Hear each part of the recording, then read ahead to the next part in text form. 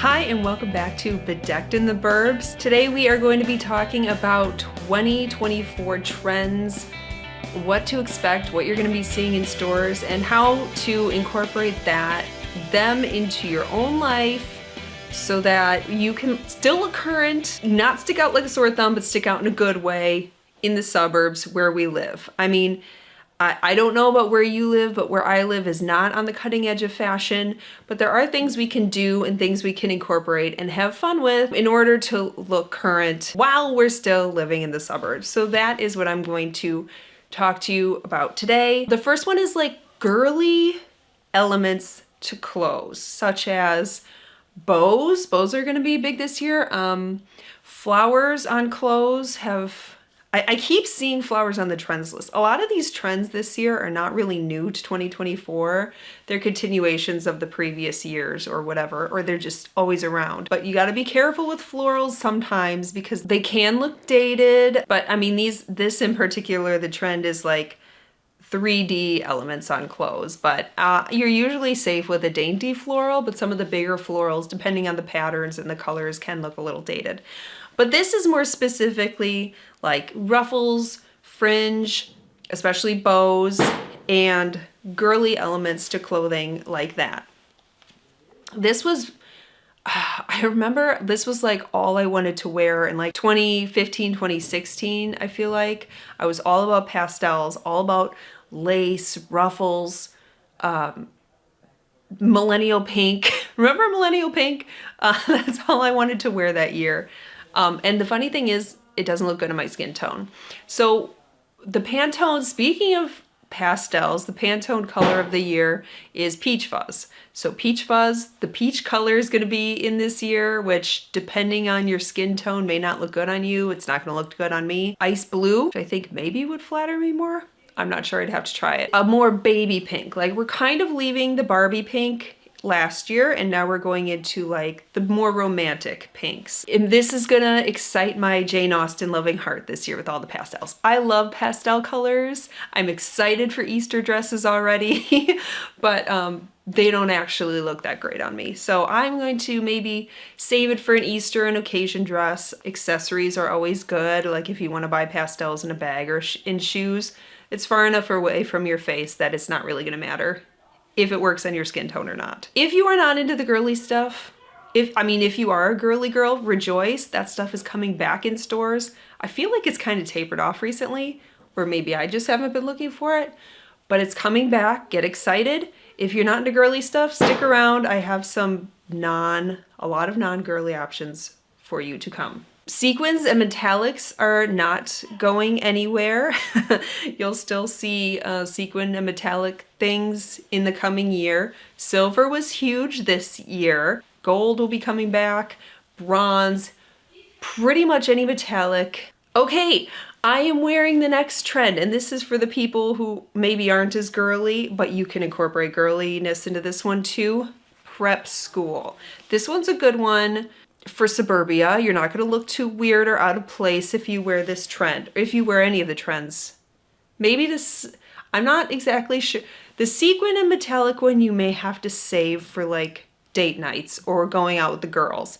But the girly trend with the ruffles and the pink and the pastels and the prep trend, you'll be able to wear anywhere. This is a great trend to wear to work or casually, but think of like prep school. Think of like Gossip Girl. You want to look like you want to look like a rich kid, but grown up. Like think about that. Think about your blazers. This is the blazer I've had forever from Gap. It's a knit, so it's super comfy and stretchy. It washes and dries amazing. And then I have this striped shirt from J. Crew. I don't know if I'd go head to toe prep school because then people might ask you if you're going to the Catholic school, especially if you went with a pleated skirt too. But you could play around with different skirts if you wanted to, or just put it with a nice pair of jeans. That'd be the easiest way to do it. Along the lines of the prep trend, if you don't want to do a blazer over a shirt because it might look too formal or anything or too much like you're going you're trying to be in Harry Potter or Gossip Girl or something like that. Another way to do this is to get a polo shirt or anything with a polo collar or like a rugby shirt, something like that. That's another way you could do, another more casual way you could do this trend. Just make sure it's not tight.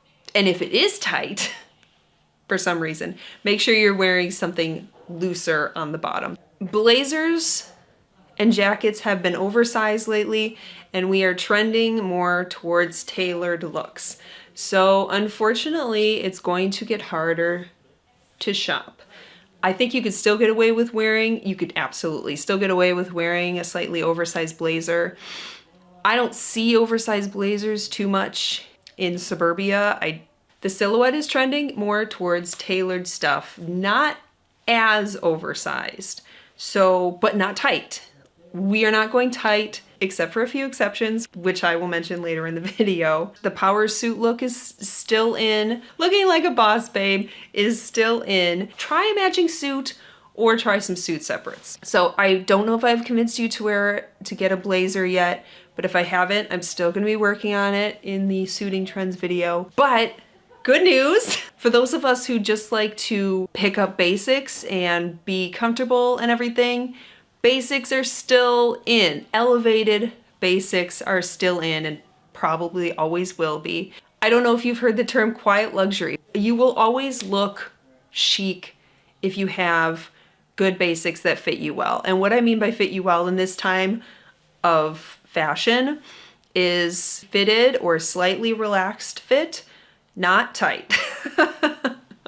I have to keep emphasizing that for myself too, because I like to wear, I think it's easier to shop for the tight, more fitted stuff because it's so stretchy. To find these basics and to find these tailored pieces, you pretty much have one of two options.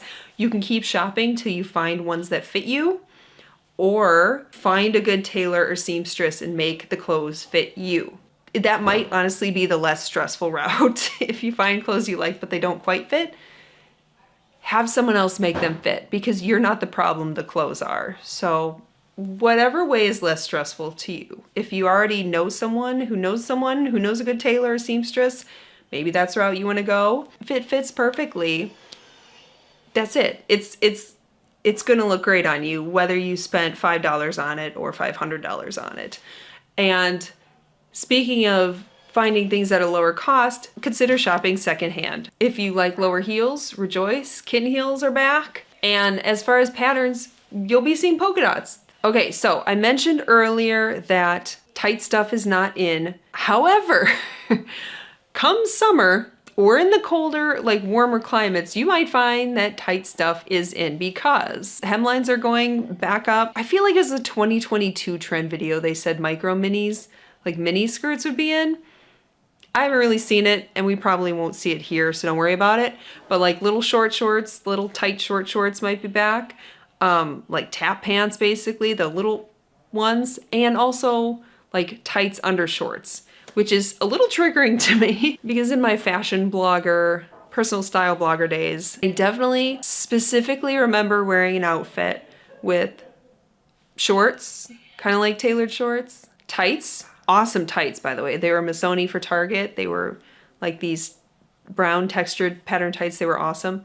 A lace top and like a blazer over it. And actually I looked okay. It was very of the time, but that look is coming back. So Y2K style was trending last year. I think the 2010 styles already are starting to creep back in, and that's one of them. The shorts with the tights under the shorts. Guess what, guys? Capri pants have been out for a while, but they are coming back. The ones I have been seeing in the fashion lists and runways or whatever are the pedal pusher ones. The ones that kind of end at the knee or just underneath and are tight. So, food for thought.